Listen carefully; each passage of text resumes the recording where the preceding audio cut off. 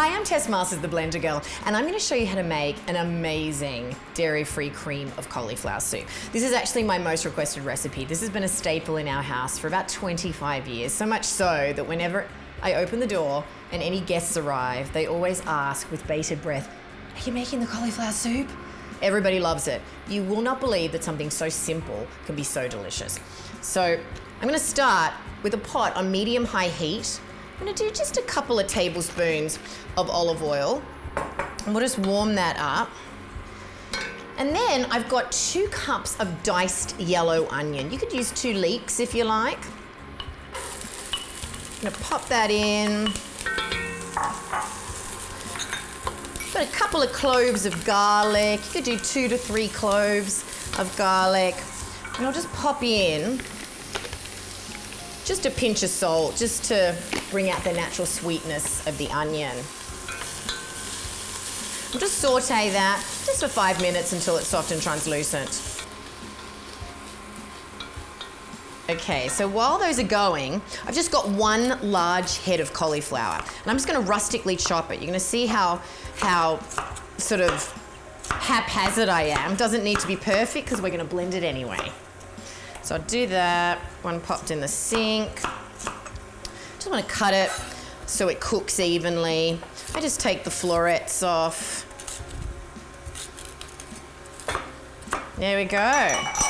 All right. I'm a bit of a messy cook. Perfect. All right, those onions are great. So then, I'm just gonna pop our cauliflower into the pot.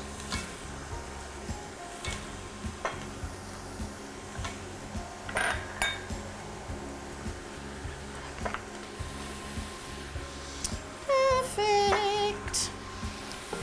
I like to get every last bit in, don't want to waste any. All right, so I'll just stir that until it's nice and evenly coated. Perfection. And then I've got 7 cups of vegetable broth. Got it all over my blender there. Doesn't matter, can always clean it up. All right, so I'm gonna bring this to the boil. I'm gonna simmer it, partially covered, for about 20 minutes, just until the cauliflower is fork tender, and then I'm gonna blend it up. Brilliant.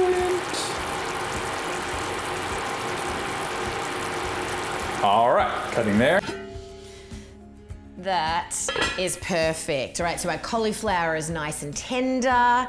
The broth is reduced a little bit. Absolutely perfect. So, cauliflower is already rich and creamy on its own, but I'm gonna boot it up. I'm gonna share my best soup trick with you, which is putting in 1/4 cup of blanched slivered almonds. You could also use raw unsalted cashews as well.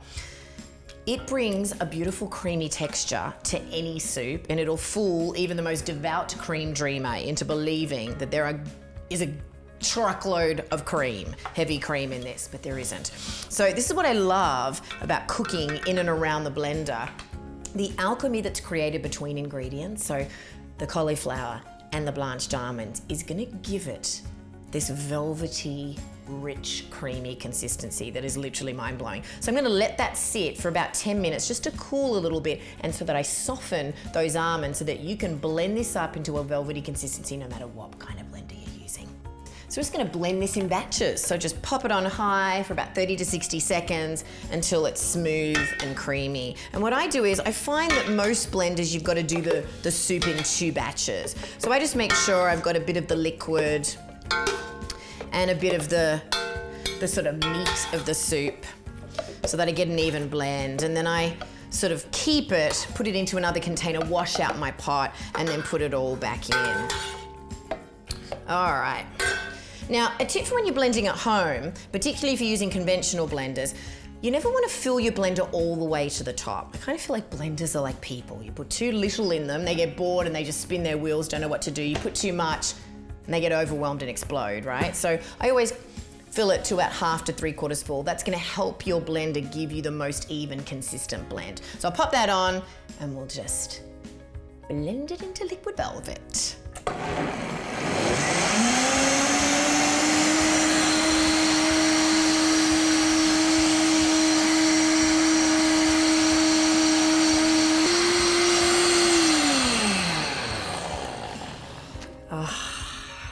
Rich, creamy, velvety.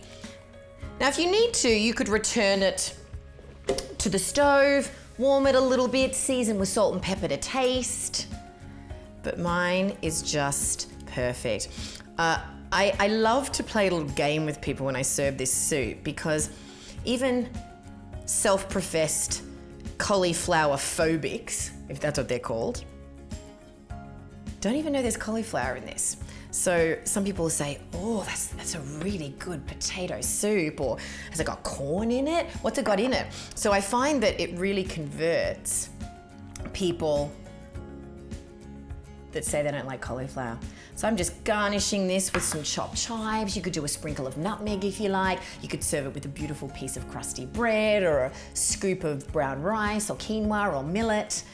This soup freezes really well too, so just pop it in the freezer. When you defrost it, because of the nuts, you may find that it gets a little bit mealy, so just throw it back in your blender after you defrost it, bring it back to a beautiful smooth consistency, and then warm it on the stovetop. So there it is, the cream of cauliflower soup. So you can find more easy, healthy, delicious recipes at theblendergirl.com, and dust off your blender and join me every Monday so I can help you up your blender game and you can make some easy, healthy fast food.